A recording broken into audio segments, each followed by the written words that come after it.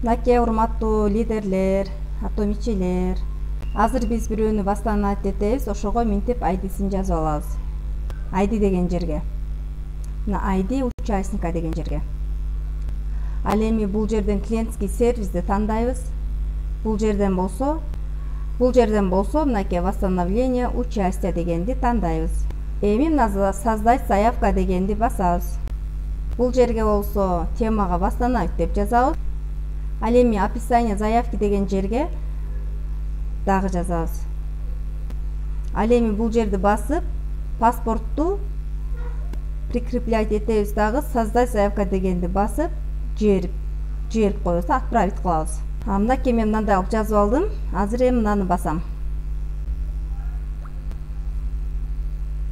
Бул жерден фотону тандайбыз.